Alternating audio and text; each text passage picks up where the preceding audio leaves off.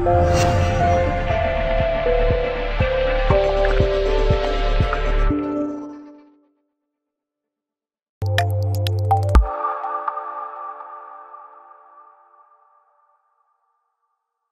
congratulations. What pleased you most about that performance, particularly the first half hour?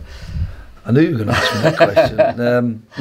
Obviously, scintillating display from Matty Wilton, but I guess despite all the results we've had and the performance we've had, we've still got a lot of training time, and we've been working on bits and pieces that we can add. Yeah. I'm not saying it's the biggest aspect of the game, but and the most pleasing one, but to see Ben Hinchcliffe's distribution just went to another level, our movement. There's so many stuff that we're adding, even though we're playing well, we're adding stuff, and but 5 goals, an outstanding display from Matty Wilton, and the clean sheet are all to be positives, but I'm always looking for improvements, and I think that we're constantly adding. So credit to the players, because they're playing well and getting better. I mean, I thought the front four in that first half an hour just unplayable. I mean, they'd have done that against any team today, I think. Yeah, I think we've done it to teams at our level. We haven't had too many opportunities against teams from a higher level, apart from Yeovil and Barnet. But it was a really good display. I thought we had some concerns about them. We felt that we might play a 5-3-2, and we thought they would be the two front lads were going to be a handful if they got service and got but we managed all those aspects really well, and we really played on the front foot, and we mixed up our game in terms of trying to get them behind, play in front of them, down the middle, down the sides. So a really positive performance from the lads. I can only give them credit because they're really taking initiative and really smelling how to get up the pitch and create opportunities and take them as well.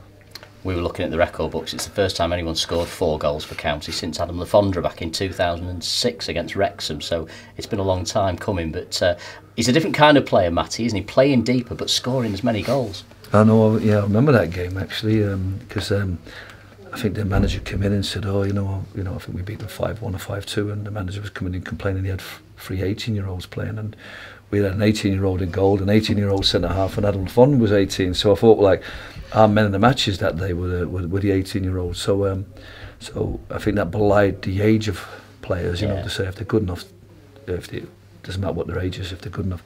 But Adam was always known as the fox in the box, finisher. I think Matty, what really pleased me about Matty's performance today, and what's pleased me most about the last 2 or 3 months, is that loads of things. He's working hard to get the ball back. He's turning over the ball for us. He's combining really well with the 2 holding midfielders to create switches of play, and it makes it look like we've got 3, both with and without the ball. But then he's got a tremendous ability to combine with Frank. When Frank comes short, he goes long. I think we've seen that at Oldham away. When Daz comes short, he's in behind him, so he's really playing his position well. And when he came in, he was one of those players that I felt I can't really improve him much. He's one of those players, who seems to know the game, and all you can do is mentor him really, and just put the structure of the team in a fashion that allows him to go and play. And I thought he really enjoyed himself today. Worked really hard, and I'm really pleased for him to get 1 goal, never mind a hat-trick, never mind 4. So I'm really pleased, because he's the type of player that we'll be looking back on the season and saying he's one that is a standout player for us, and albeit at whatever level we're at, it's always nice to admire a good player playing well. This time of year, another question I know you'll expect me to ask is about players possibly leaving the club, players possibly coming in. Are you fearful of losing any of the squad at the moment, and are you optimistic that you might be able to bring anybody in, or are you just happy to keep it as it is? Would you like ideally to keep it as it is? Well, it's just a typical question that comes at this time of the year, and the only player that we can possibly be fearful of losing is Jamie Stock, because he's not our player. We have him to the 19th. I think the conversation, there's ongoing conversations with Oldham. I know they've got a couple of things to sort out themselves, the management issue, plus whether they add centre halves, and whether they, Jamie wants to continue playing football. He's really enjoying his football at the moment, so I don't think he'll go back to Oldham to sit on the bench. But again, he's not our player, so he's the only one where there's a concern. I've not had anybody call me from any level whatsoever about any of our players. I've had no players saying to me they'd like to leave, surely. I think they're all really enjoying themselves. And the second part of your question, I think it's very difficult to improve on that team. It's very difficult to improve on that squad. I think, when I look back to the start of the season and we put that team together and the bookies made us favourites, I thought, well, it's a big ask. I thought we had a few players that needed to still prove themselves and improve to come of age a little bit.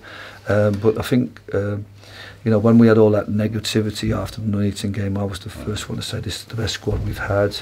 I've stuck faith with them, kept faith with them. I stuck really hard, and it's all coming together quite nicely. We are conscious that we've got 18 first-team players and then 3 young lads who are developing. We've been working really hard on our disciplinary record and our fitness level record to make sure that all those players are available. So things are healthy at the moment and very strong, but we have to be conscious that if we were to lose this player, that player, or there was an injury here, that we had the contingencies in place. But so we are actively looking at other players at the moment, and I would not expect anybody to leave us, but I would expect us to add one more player, possibly an attacking option. But again, it's we just have to see what's out in the market, what becomes available, and but all we can do really, and I think any manager goes in anywhere, whether it be the New York City manager or a caretaker, the first thing you always got to do is get the best out of the current players you have, and that's my first priority. And if we do that, then this team is going to achieve good things this season. And but like I said, we are conscious that when Scott got injured, when Paul got injured, there was little issues that we needed to address, and we've added players at the right time. I don't think we need to add anybody at the moment, but we definitely need to be conscious of adding people and make sure that we're in a position that should there be an issue, an injury, that we're strong for the next game, and that's all we can do really.